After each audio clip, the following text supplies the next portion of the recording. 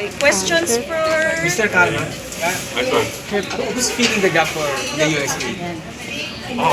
We just found out na this Canadian aid, no, na parang willing to sustain the projects for some of the education projects that USAID started. So, yun ang hinahanap din namin. Tsaka yung European Union that you were mentioning.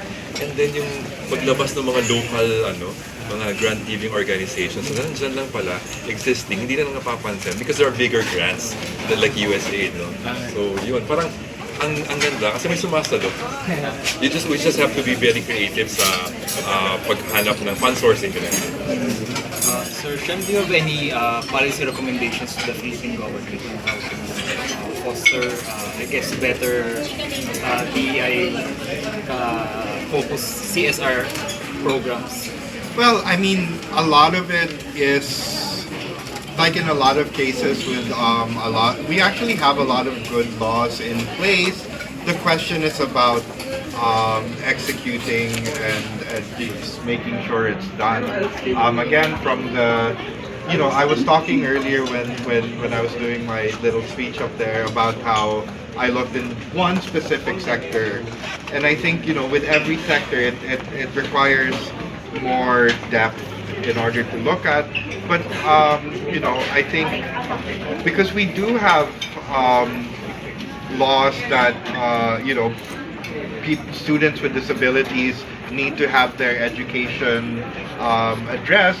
But in a lot of the laws, there's a lot of good intention, but there aren't a lot of specifics. And what I saw in our own case in Cebu for this one sector, and again, the whole point of diversity is that each sector is different, so it would require more in-depth research. But like in the case of like say deaf students, I would encourage more resources to make sure that in an island of Funding, sir, but when you say resources, funding, but also where is that funding going? To teaching more teachers how to interact with deaf students, learning more, having more teachers learn FSL,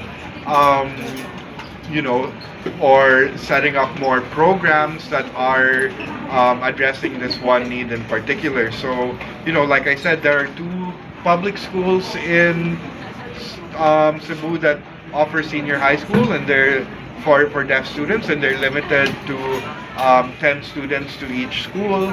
And that's not enough. And then but also looking at how technology can be incorporated.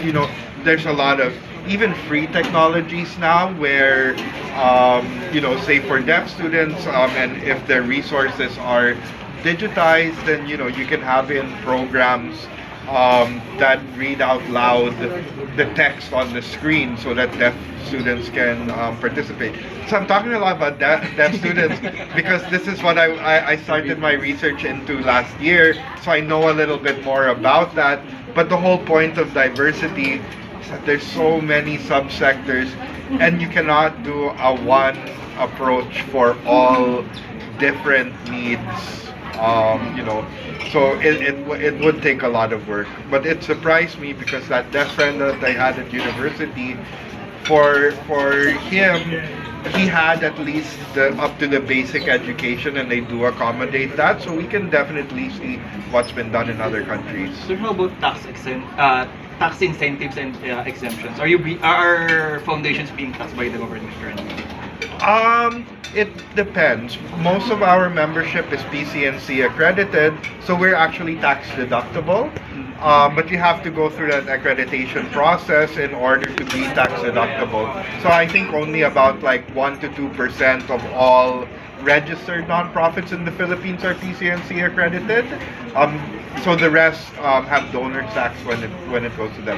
But among us, we're good. Would you recommend, sir, blanket tax exemption for the government? Oo, delikado naman yun, di ba? So, sinasabi Shem, yung PCNC, so Philippine Council for NGO Certification, certified ka kasi it's easy for the government to provide that tax exemption, ganyan, for the things that we do, for the things that we earn. Kaya lang, for all the other NGOs and all the other foundations na delikado, nangyari na sa atin before yung mga hoax foundations.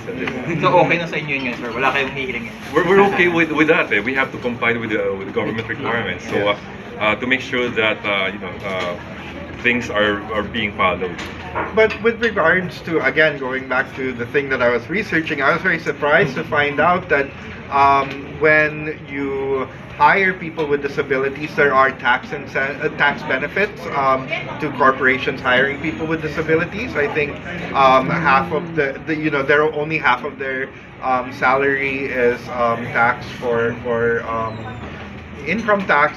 But then I also found out that the process to get that and to like prove that they are people with disabilities is a very long and difficult process. So yun na lang, sir, improvement sa process. Yeah, so mainstreaming the process and making it faster so that the tax incentives that exist can be more readily applied.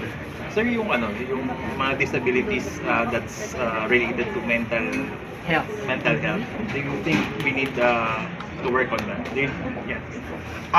One thing I know that is being done more, but I don't think by as a requirement, but more as like it's becoming a standard in the private sector. I know it certainly happened in our own company, where every year we have mental health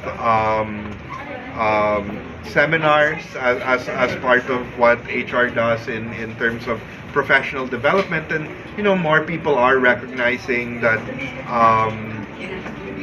it is a necessary part of healthcare, and there have been changes ever since.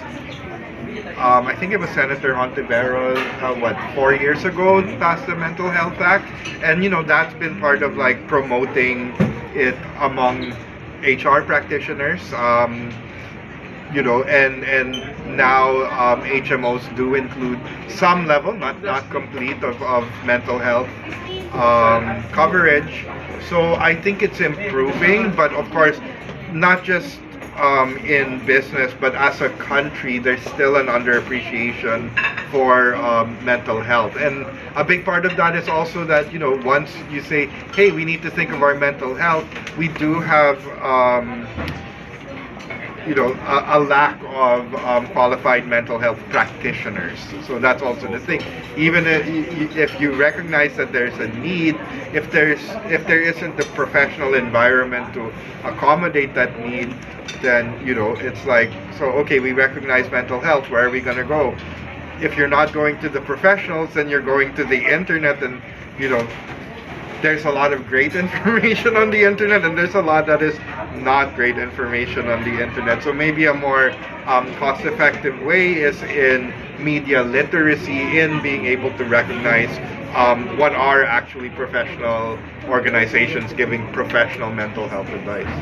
Sir, kasi di ba may business subsectors na they are complaining about yung benefits that are given to people with mental disabilities. Are they? We're not. I hadn't read that, so I'll take your word for it, because you're the reporter. But like, mga restaurants. oh, okay. Baka discounts yun. Ayun, sir. Alright. Okay. Any more questions? None na. Okay.